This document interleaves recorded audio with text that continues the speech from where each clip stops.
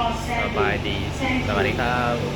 ปลาตัวบอลรถหนังรถไฟฟ้าผู้เดียววันนี้เพื่อให้พี่ๆทุกคนเมืองเนาะว่าบรรยากาศในรถไฟฟ้าอันนี้ก็จะเป็นบรรยากาศในรถไฟฟ้าเนาะตอนเวลา6 โมงก็ตัวทุกพี่ๆเอ้ยผมมีโป๊คนมีเบารถ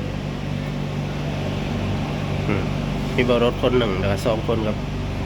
อยู่บนสุดรถบักใหญ่หนึ่งนั่ง2 คน3 คน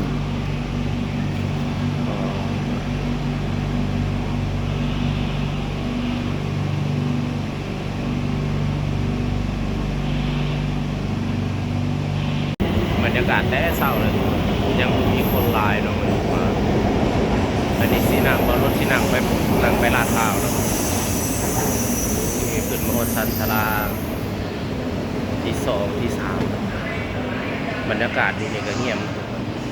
ไปเบิ่งเลยบรรยากาศอยู่ถึงเนาะคนกับบทันมีหลายไปไหนเนาะเพราะตอนเช้าฝั่งในสิไปสนามกีฬาครับสนามกีฬาฝั่งในสิไปคูคตบ่าวรถมาครั้งแรกเนาะตอนนั้นบ่าวรถได้นั่งฝั่งนี่แหละเนี่ยแต่ว่าเป็นชั้นหลุมเนาะบ่าวรถวาสิมาสนามกีฬาแหละเขาบอกให้เปลี่ยนเส้นทางแต่บ่าวรถไปนั่งอยู่ชั้นหลุมเนาะหอดบางว่าโอ้ยหลงทางเข้ามาเป็นเด็กกรุงเทพเลยมีแต่เลาะและหย่างคู่มือทุกคนเอ้ยพี่เอ้ยตอนนี้ก็จะอยู่สยามเนาะทารถสายสุขุมวิทคูคตสิไปลงอยู่เฮ้มาแล้วเมา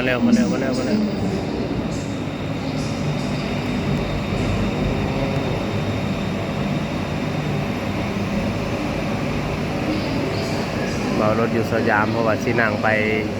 เสนา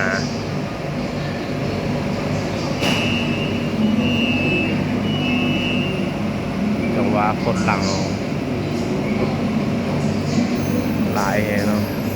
อันนี้สายที่เบารถสิไปเนาะสายนี่กำลังมา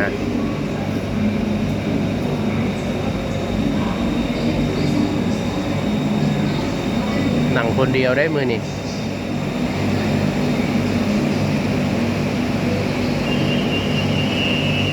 โอเคบารถนั่งรถก่อนเนาะทุกคน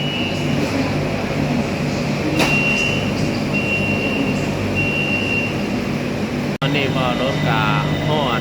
จุดหมายปลายทางเรียบร้อยลงจากรถไฟฟ้าเรียบร้อยสิไปนั่งต่ออีกเลยนั่งรถกระป๋องต่อเนาะไปเลยยามเช้างามๆกันนะทุกคนกรมพัฒนาที่ดินบรรยากาศยามเช้าคือสดชื่นเองนี่เพื่อน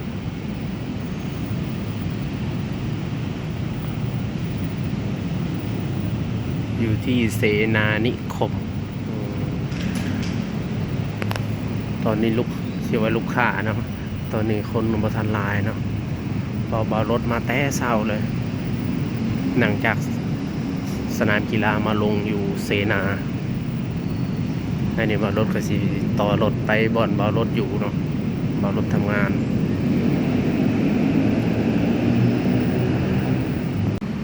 ที่แรกเบารถว่าสินั่งรถเมย์มาเนาะก็เลยเปลี่ยนใช้เอานั่งรถไฟฟ้าดีกว่าเพราะว่ายันบ่ทันงานเนาะเพราะว่ามีนัดงาน8 โมงครึ่งบรรยากาศนะบรรยากาศ7 โมงเช้า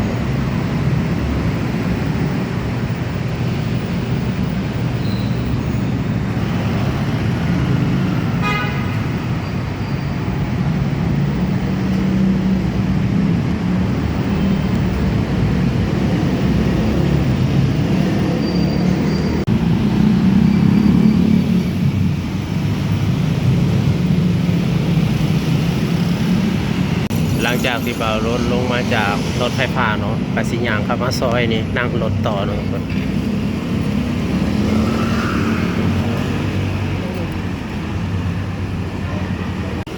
รถบารถสิมาขึ้นกันเนาะทุกคนนี่เรียนกันหลายสายอยู่เนาะเป็นรถกระป๋องเนาะ10 บาทตลอดสายบารถก็สิขึ้นไปนั่งเลยเนาะ